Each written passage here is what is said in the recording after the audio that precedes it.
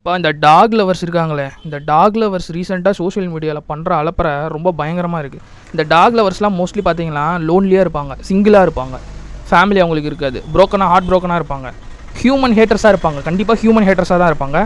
அதே மாதிரி they are not so practical humans, கண்டிப்பாக ப்ராக்டிக்கலாக இருக்க வாய்ப்பே கிடையாது. இன்னொரு விஷயம் பார்த்தீங்கன்னா இந்த டாக் ஹேட்டர்ஸ் இருக்காங்க, ஸ்ட்ரீட் டாக்ஸே எங்களுக்கு வேண்டாம் அப்படின்ட்டு. இவங்கெல்லாம் யாருன்னு பார்த்தீங்கன்னா நம்மள மாதிரி காமன் பீப்புள். ஒரு ஃபேமிலியில் வந்து குழந்தைங்கள வச்சுக்கிட்டு லேடிஸ் நிறைய இருக்கவங்க, அக்கா தங்கச்சியோட வாழ்கிறவங்க, அந்த மாதிரி இருப்பாங்க. அதிகமாக ட்ராவல் பண்ணுறவங்களா இருப்பாங்க, டூ வீலரில் லேட் நைட் வேலைக்கு போயிட்டு வரவங்களா இருப்பாங்க, ஃபுட் டெலிவரி ஏதோ ஒரு டெலிவரி வேலையில் லேட் நைட் வந்து வண்டி ஓட்டிக்கிட்டு அதிகமாக இருக்கவங்க, கஷ்டப்படுறவங்களா இருப்பாங்க. முக்கியமாக இந்த குழந்தைங்க வச்சுருக்கிற பேரண்ட்ஸ் வந்து ரொம்ப கவலைப்படுவாங்க இந்த டாக் பைட்னால். இதில் வந்து எவ்வளோ சீரியஸ்னஸ் இருக்குது, எவ்வளோ உயிரிழப்பு நடந்துகிட்டு இருக்குதுன்னு தெரியாமல் பிதற்றி கொண்டிருக்கிறார்கள் இந்த டாக் லவர்ஸ். அடே அப்பா, டாக் லவர்ஸுங்களா, கொஞ்சம் ப்ராக்டிக்கலாக திங்க் பண்ணுங்கள். ஹியூமன் எவல்வ் ஆக ஆக ஆக அனிமல் வந்து ஷ்ரிங்க் ஆகிட்டு இருக்குது, அதெல்லாம் உண்மை தான். But animal is an animal is an completely an animal. அதோட மிருக குணம் எப்போ வெளியே வரும்னு தெரியாது.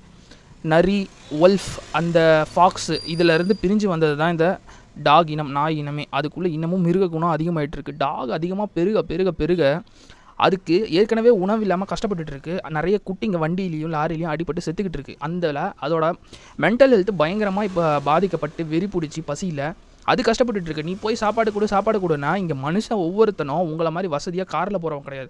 நீங்கள் உங்கள் ஏரியா தவிர மற்ற ஏரியாவுக்கு நீங்கள் எங்கேயுமே சுற்றுனது கிடையாது, லேட் நைட்டில் நடந்து போனது கிடையாது, வேலைக்கு போயிட்டு லேட்டாக நீங்கள் வர்றது கிடையாது.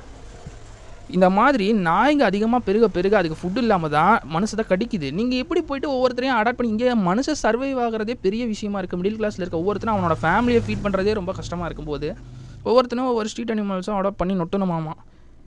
ஏய், யாரா நீங்கள்லாம் சாமி? டாக் ஹேட்டர்ஸ் வந்து ஒன்றும் இறக்கம் இல்லாதவங்க கிடையாது.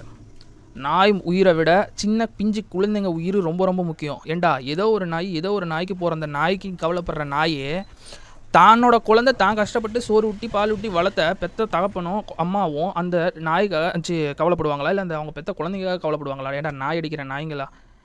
பைத்தியங்களாடா நீங்கள்லாம். கவர்மெண்ட்டை பார்த்து கேட்க வேண்டிய கொஷினை வந்து நீங்கள் வந்து சுப்ரீம் கோர்ட்டை பார்த்து கேட்டுட்ருக்கீங்க. கவர்மெண்ட்டையும் இதுக்கு பொறுப்பான உங்கள் கார்பரேஷன், உங்கள் ஏரியாவில் இருக்க கார்பரேஷன் ஆஃபீஸர்ஸை போய் நீங்கள் கேட்கணும் கொஷினை. போய்ட்டு நீங்கள் கோர்ட்டில் போய்ட்டு ஆர்கியூ பண்ணிட்டுருக்கீங்க, கோர்ட்டில் ஜட்ஜ்மெண்ட்டுக்கு எதிர்த்து நீங்கள் குரல் கொடுத்துட்ருக்கீங்க. யாரா நீங்களாம்?